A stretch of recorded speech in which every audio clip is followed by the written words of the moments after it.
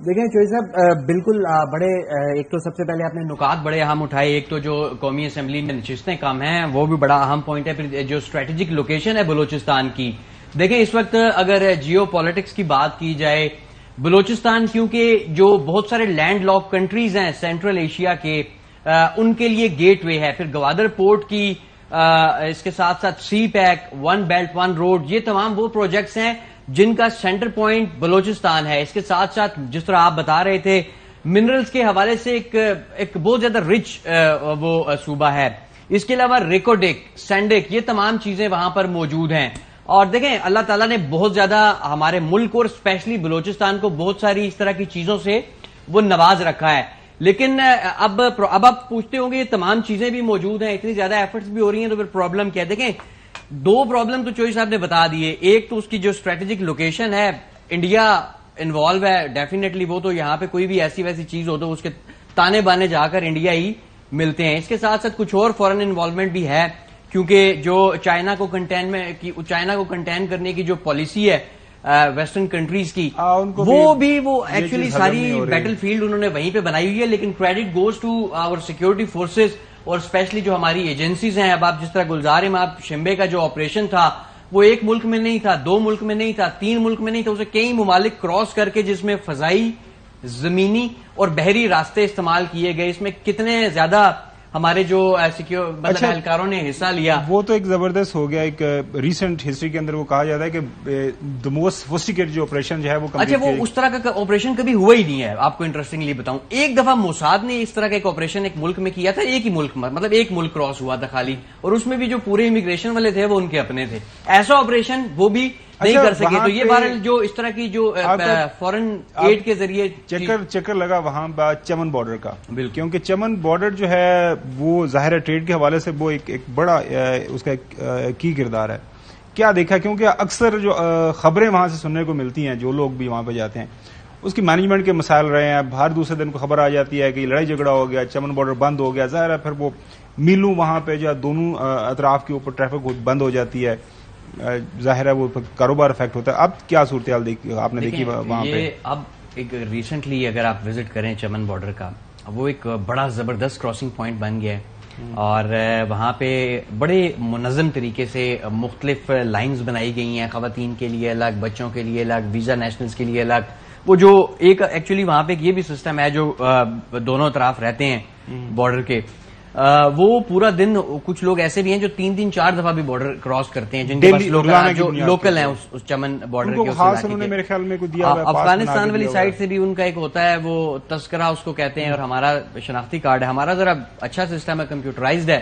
وہ ایک تذکرہ ہے, وہ مینول, یہ بھی ایک اس طرح کا ایک پیپر ہوتا ہے, وہ لے کے آتے ہیں, اس کو چیک کر کے تو وہ 4 دفعہ بھی کراس کرتے ہیں, کیونکہ لوگ ایک تو ٹریڈ کر رہے ہیں, دوسرا محنت مزدوری کرنے کے لیے جو مزدور ہیں وہ کراس کرتے ہیں. پھر شادیاں ہوتی ہیں, براتیں وہاں سے گزرتی ہیں, لوگوں ایک دوسرے کی فوتگی میں جاتے ہیں, وہ وہیں سے گزرتے ہیں.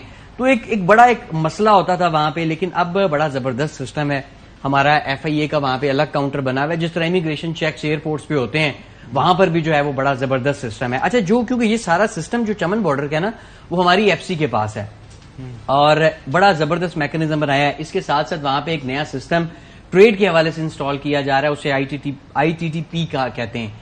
وہ آنے کے بعد جو ہے وہ ہماری اکانومی کو بھی بہت زیادہ فائدہ ہوگا, کیونکہ بہت زیادہ ٹریڈ بھی ہو رہی ہوتی ہے, یہاں سے بھی چیزیں جا رہی ہیں, وہاں سے بھی کچھ چیزیں آ رہی ہیں, تو وہ ایک بڑا ہیلپ فل ہوگا. پھر یہ جو انلیگل کراسنگ, اسمگلنگ, یہ تمام چیزیں رک چکی ہیں. چھوٹے بچے مطلب میں محسن جو چوہی صاحب نے بات کی نا, اس کے اوپر تھوڑا سا کامنٹ کرنا چاہوں گا. میرا تھوڑا سا ایکسپیرینس ہے, چکر وہاں پہ لگا ہے.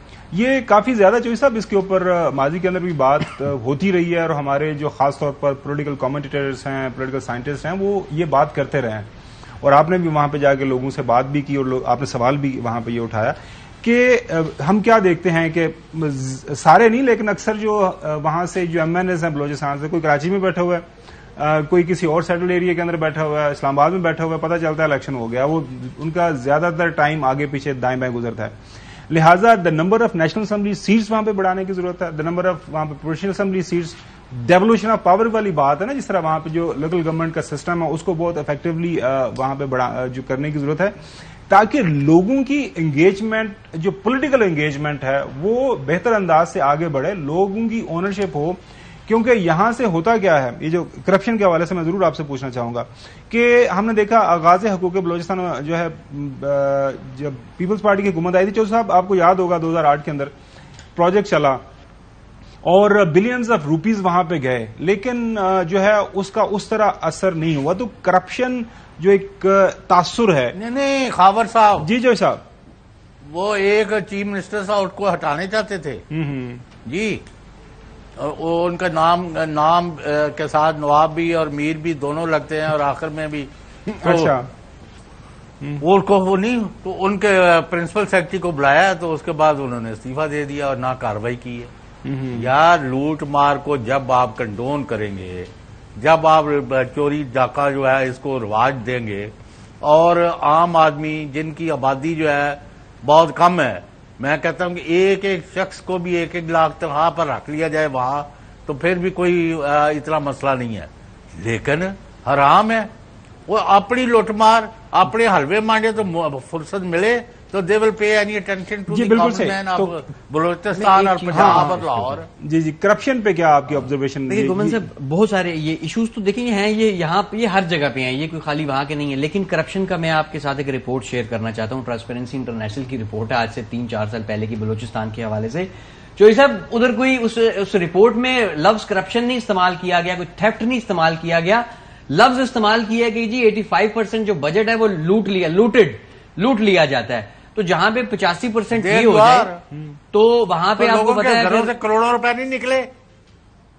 ہاں وہاں پہ کچھ سیکٹریز کے گھروں سے وہ دیکھیں یہ وہاں کا سب سے بڑا پرابلم دیکھیں جو یہ ایشوز ہیں. اور کراچی میں بھی ابھی 10 کروڑ روپیہ نکلا, 10 کروڑ ڈالر, اب اندازہ لگائیں ایک سیکٹری رینک کے بندے کے گھر سے نکلے. اچھا یہ اگر ایک مسئلہ آپ نے ٹھیک کرنا ہے وہاں کا پولیٹیکل سسٹم ٹھیک کریں. جیسے چوہدری صاحب کہہ رہے تھے قومی اسمبلی کی سیٹیں بڑھائیں, ڈیفینیٹلی وہ پاپولیشن کے حساب سے ہوتی ہے, لیکن بلوچستان کے حوالے سے اسپیشل قانون سازی کی جا سکتی ہے. تمام سٹیک ہولڈرز بیٹھیں, کیونکہ وہاں کی ڈائنامکس تھوڑی سی اور ہیں, حلقے بہت بڑے بڑے ہیں. جتنی زیادہ پولیٹیکل انوالومنٹ ہوگی لوگوں کی, ایک تگڑا لوکل گورنمنٹ سسٹم ہونا چاہیے وہاں پہ. اب لوکل گورنمنٹ الیکشنز ہوئے ہیں, ابھی تک وہ نوٹیفائی نہیں ہوئے, یعنی وہ آپریشنل نہیں ہے لوکل گورنمنٹ سسٹم وہاں پہ. اور اس کے ساتھ پولیٹیکل سسٹم بہتر ہوگا. دیکھیں جب میں آپ ہر بندہ اس پولیٹیکل سسٹم کا حصہ ہوگا, اسے پتا ہوگا یار محسن صاحب جدوں تسی کئی ارب روپیہ لے کے چیف منسٹر بدل دیو گے تو پھر کیا آپ لوٹ مار کے سب لوٹیں گے. سب سے بڑا مسئلہ وہاں کا پولیٹیکل سسٹم ہے. اگر مجھے آپ کہنا ایک مسئلہ بتاؤ اور اسے ٹھیک کرنا ہے, تگڑا لوکل گورنمنٹ سسٹم لے کر آئیں. یہ جو پولیٹیکل ایلیٹ ہے, ذمہ داران دیکھیں نا, مطلب وہاں پہ اب اگر لوگوں کو یہ پتا ہو کہ ہمارے ووٹ سے یہ بندہ اگر ہمارا کام نہیں کرے گا اگلی دفعہ ہم نے ووٹ نہیں دینا, لوگ انوالو ہوں گے جب بہت زیادہ